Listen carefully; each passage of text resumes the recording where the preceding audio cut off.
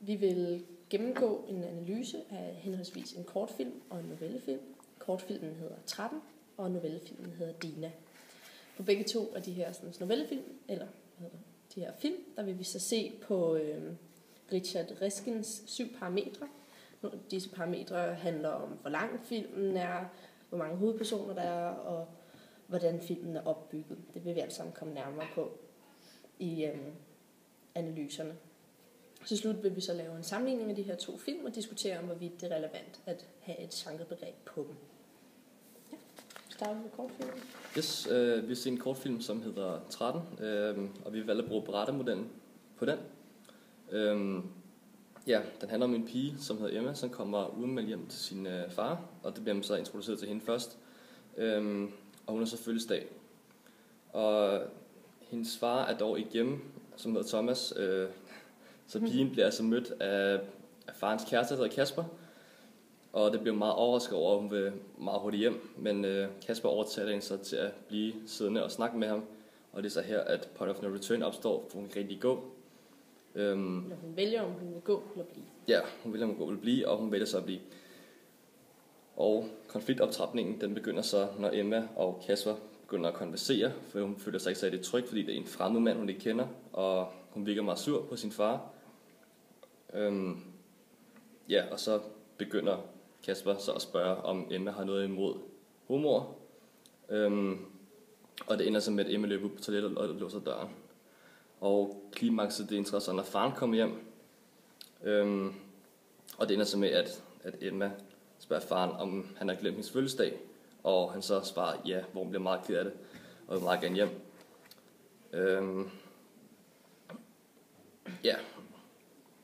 Faren kommer så hen og siger undskyld til hende, og de ender så med at køre en Tuss motorcykel, og det er så i udtoningen. Ja, og så skal vi til kigge på, hvordan den her kortfilm den opfylder Richards parametre. Filmen varer 9 minutter, hvilket vil sige, at den holder sig inden for de maks 15 minutter, som Richard han sætter som et parameter. Og der er kun én hovedperson, som er Emma, og den her kæreste og far er altså bipersoner. Så står der også, at det er vigtigt, at der er sådan en altafgørende beslutning. Der synes ikke at være sådan en meget meningsfuld beslutning, der sætter skub i de her sådan, handlinger, andet end at hun ønsker at fejre fødselsdag med sin far. Og så inden for ganske kort tid, så optræder konflikten, og den starter, når hovedpersonen til sin overraskelse møder den her fremmede mand i sin fars lejlighed. Og det er også en af parametrene, at det er relativt hurtigt, at der skal optræde en konflikt. Den er ikke lige på spændende for synet, men for hørelsen er der musik. Det starter med at være sådan meget slørede billeder, og det gør, at man også er lidt nysgerrig på den her verden, man nu træder ind i. Man ser sådan en masse nærbilleder og lidt slørede bidder af ting. Så står der også som et parameter, at den centrale, at der skal være en central begivenhed for filmen, som så er det, som bliver omdrejningspunkt for det hele, altså kun én begivenhed. Og det her, det er så, at det er Emmas fødselsdag, og at faren har glemt det som den centrale ting i denne film. Og som det 6. parameter, så er det, at der skal være meget få detaljer.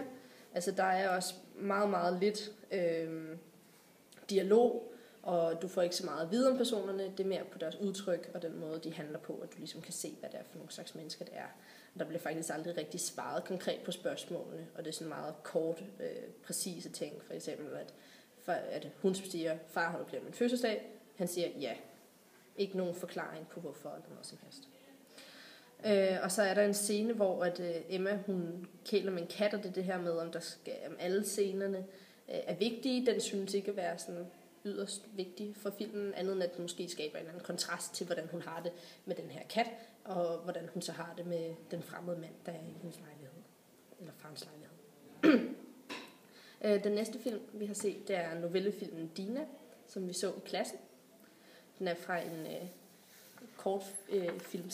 novellefilms samling, der hedder 9 kvinder. Det handler om en kvinde, som er ude at handle ind, og her møder hun så en gammel kærlighed. Og igennem deres dialog finder man ud af, hvad det er for en slags historie, de har haft med hinanden. Ja, og vi har så også anvendt de 7 parametre på denne film. Det er så en novellefilm. Og det vil sige, at den står altså i modstrid til de 7 parametre. Men filmen den varer 14 minutter og 21 sekunder, hvilket vil sige, at det kan faktisk godt være en kortfilm på længden. Den har en hovedperson, eller 2, fordi der er 2, det egentlig handler om. Og det er meget i sammenspil mellem de 2, der skaber den her spænding og filmens handling. Den er ikke lige så spændende, fordi at det er først, når det går op for de tidligere kærester, at der endnu er spænding imellem dem. Og det er så der spænding skabes, og filmen den sådan udvikler sig. Ifølge parametre til kortfilm, så skal det være et skærpet dialog, men i Diana er altså kun dialog, og det er dialogen, som der bærer filmen og hele handlingen.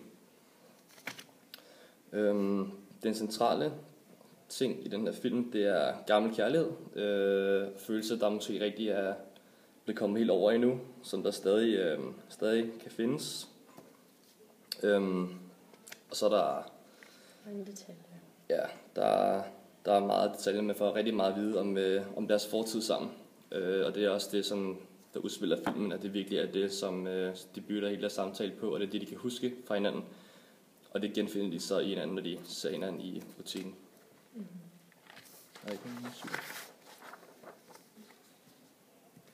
Ja, det er om der er overflødige scener.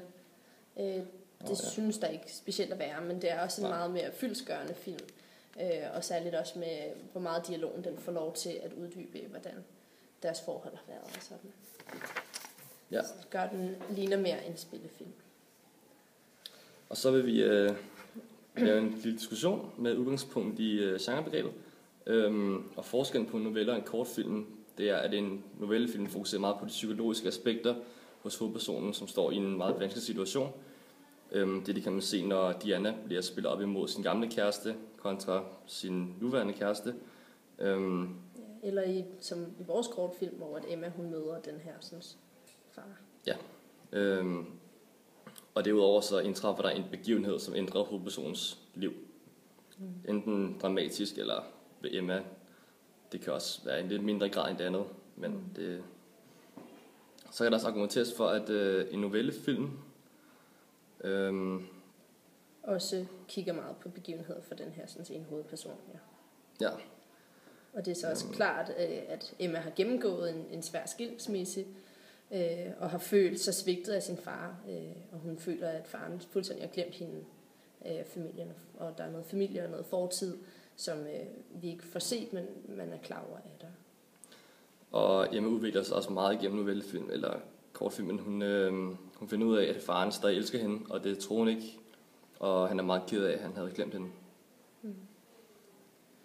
Og disse ting kan man jo også godt se i novellefilmen, og også det her med, jamen, altså, det kan godt være, at der kan være lidt forskel på, hvor dybdegående de er i dialogen, men de er ikke fantastisk forskellige i længde, og kortfilmen berører mange af de samme emner, at der er en eller anden konflikt, og at det er noget, der kommer til måske at ændre de her personer lidt, at det er noget, som er ubehageligt, og som handler om kærlighed for dem begge to også. Gammel kærlighed, eller nogen, hvor man måske har glemt lidt den der kærlighed. Og derfor så kan man også godt ligesom sige, at jamen, egentlig så har de rigtig mange ting til fælles, og det er svært ligesom at sige, hvordan de præcis skelner kortfilm og novellefilm. Man kan også derudover sige, at jamen, det siger ikke så meget om filmen, om det er en kortfilm. Når jeg har sagt til dig, at det er en kortfilm, så ved du jo ikke præcis, men så vil det sige, at det er sådan og sådan og sådan, den her film er på.